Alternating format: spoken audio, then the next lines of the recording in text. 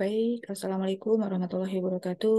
Ketemu lagi kita dalam materi hukum ketenagakerjaan, yang mana materi hari ini kita masuk kepada penyerahan sebagian pekerjaan kepada perusahaan lain.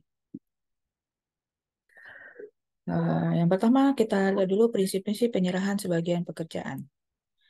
Prinsip-prinsip penyerahan sebagian pekerjaan kepada perusahaan lain di sini ya, dalam melaksanaan penyerahan pekerjaan kepada perusahaan lain haruslah didasarkan pada prinsip-prinsip dan syarat-syarat yang telah diatur dalam Undang-Undang Nomor 13 Tahun 2003 tentang Ketenagakerjaan dan Peraturan Menteri Tenagakerja dan Transmigrasi Republik Indonesia Nomor 19 Tahun 2012 tentang syarat-syarat penyerahan sebagian pelaksanaan pekerjaan kepada perusahaan eh, lain, yaitu A. Penyerahan sebagian pekerjaan kepada perusahaan lain bukanlah merupakan bentuk hubungan kerja, merupakan prinsip yang menegaskan penyerahan sebagian pekerjaan kepada perusahaan lain merupakan hubungan hukum keperdataan yang dalam hal ini adalah perjanjian antara perusahaan pemberi pekerjaan dengan perusahaan penerima pekerjaan, baik dalam bentuk perjanjian pemborongan atau perjanjian penyedia jasa pekerja.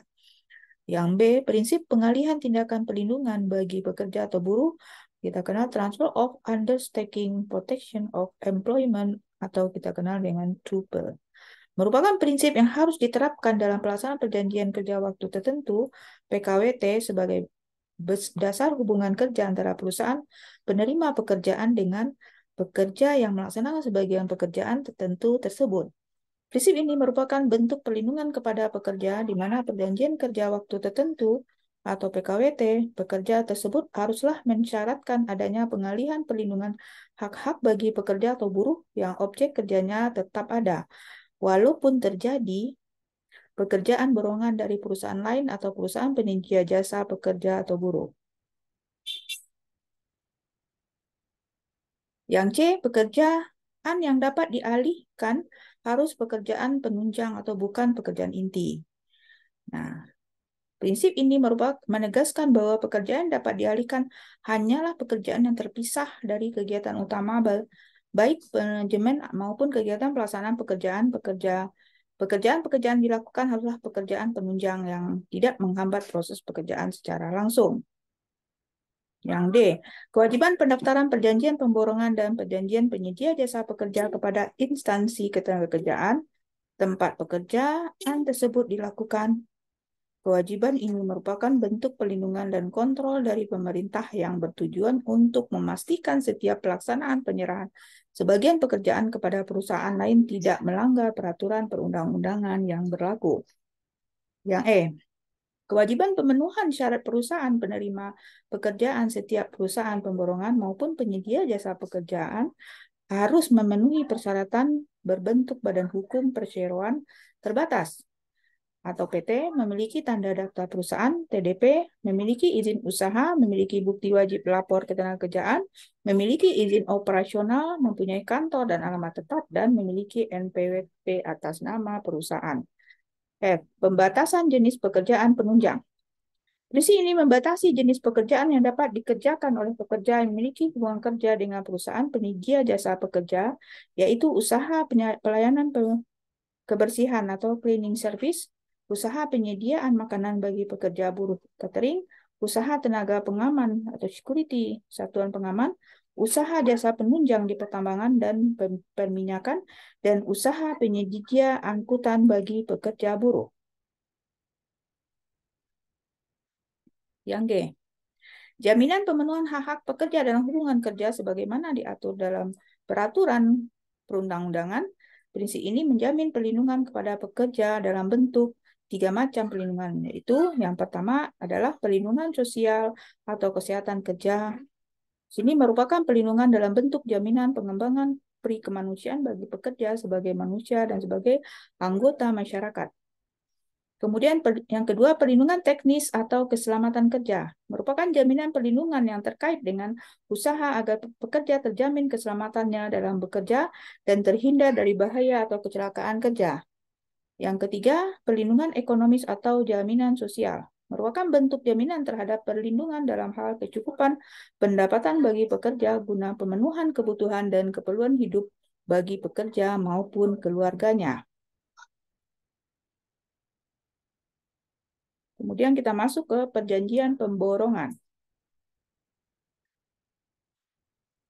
Dalam melaksanakan perjanjian pemborongan, Surat Edaran Menteri Tenaga Kerja dan Transmigrasi Republik Indonesia nomor SE titik 04 garing Men garing 8 garing 2013 tentang pedoman pelaksanaan peraturan Menteri Tenaga Kerja dan Transmigrasi Republik Indonesia nomor 19 tahun 2012 tentang syarat-syarat penyerahan sebagian pelaksanaan pekerjaan kepada perusahaan lain telah memberikan batasan secara tegas, yaitu A. Dilakukan secara terpisah dari kegiatan utama baik manajemen maupun kegiatan pelaksanaan pekerjaan. Nah, batasan ini mensyaratkan secara tegas perusahaan pemborongan haruslah merupakan badan hukum yang berbeda dengan perusahaan pemberi pekerjaan.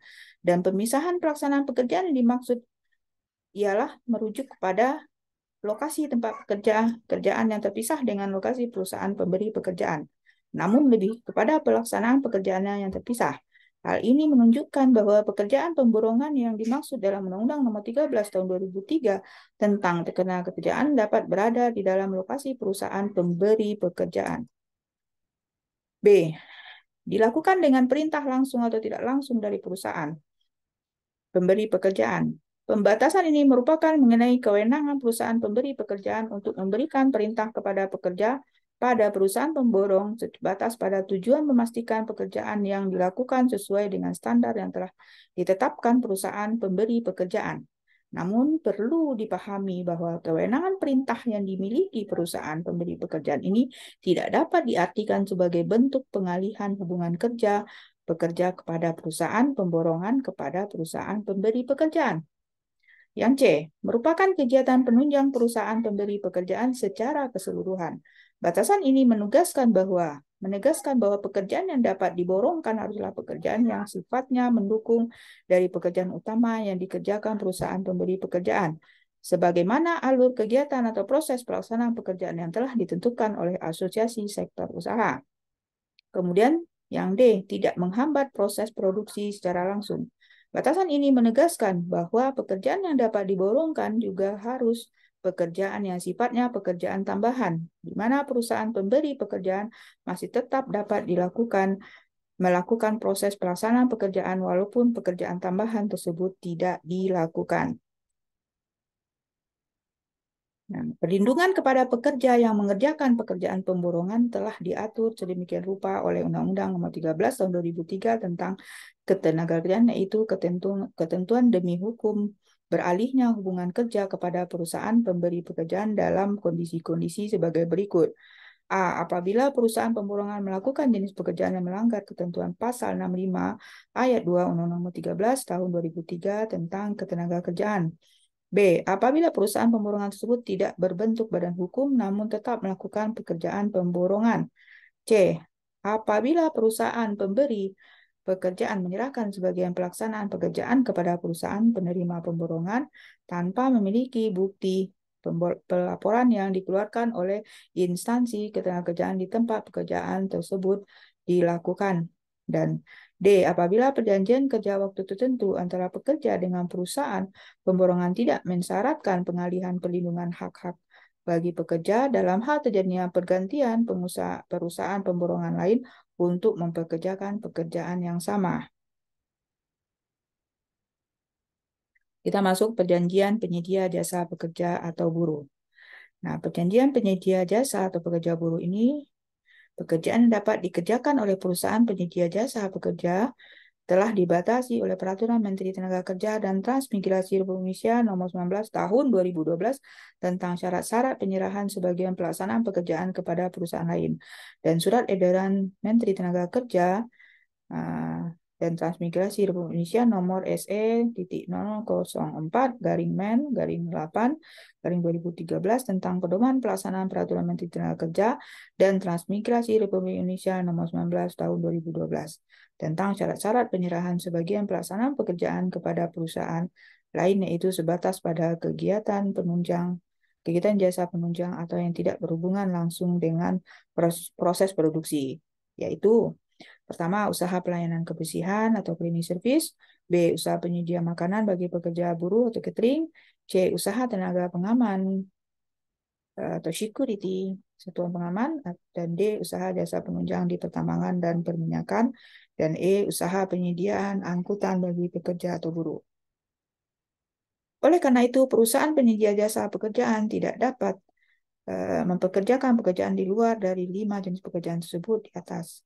Aturan juga melarang bagi perusahaan penyedia jasa pekerjaan untuk menyerahkan kepada perusahaan penyedia jasa pekerja lain mengenai pelaksanaan sebagian atau seluruh pekerjaan yang telah diperjanjikan terlebih dahulu dengan perusahaan pemberi pekerjaan.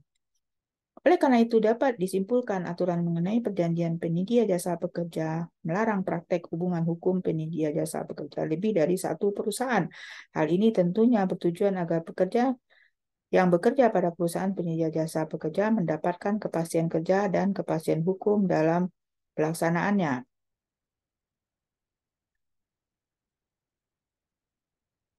Sebuah perjanjian penyedia jasa pekerja dengan perusahaan pemberi pekerjaan haruslah didaftarkan pada instansi ketenagakerjaan tempat pekerjaan dilakukan yang sekurang-kurangnya harus mengatur mengenai jenis pekerjaan yang akan dilakukan oleh pekerja. Dari perusahaan penyedia jasa pekerja atau buruh sebelumnya dalam hal mengerjakan jenis pekerjaan yang terus-menerus ada di perusahaan pemberi pekerjaan yang penegasan dasar hubungan kerja antara perusahaan penyedia jasa pekerja dengan pekerja yang dipekerjakannya. Mengenai hubungan dan syarat kerja antara pekerja dengan perusahaan penyedia jasa pekerja dapat didasarkan pada perjanjian kerja waktu tertentu PKWT atau perjanjian kerja waktu tertentu PKWTT. PKWTT khusus mengenai perjanjian kerja waktu tertentu atau PKWT harus didaftarkan instansi ketenagakerjaan tempat di mana pekerjaan dilakukan dan harus memuat sekurang-kurangnya A. Jaminan kelangsungan bekerja. B. Jaminan perhitungan masa kerja bila terjadi pergantian perusahaan penyedia jasa pekerja untuk menetap upah. C. Jaminan hak atas cuti apabila telah memenuhi syarat masa kerja. C. D. Jaminan hak atas jaminan sosial. E. Jaminan atas tunjangan hari raya. F. Jaminan hak atas istirahat paling singkat 1 hari dalam 1 minggu. G. Jaminan hak penerima ganti rugi dan hak hubungan kerja diakhiri oleh perusahaan penyedia jasa sebelum perjanjian kerja waktu tertentu berakhirnya bukan karena kesalahan pekerja. H. Jaminan hak atas penyesuaian upah yang diperhitungkan dari akumulasi masa kerja yang telah dilalui. Dan I. Jaminan hak-hak lain yang diatur oleh perusahaan perundang-undangan atau perjanjian kerja sebelumnya.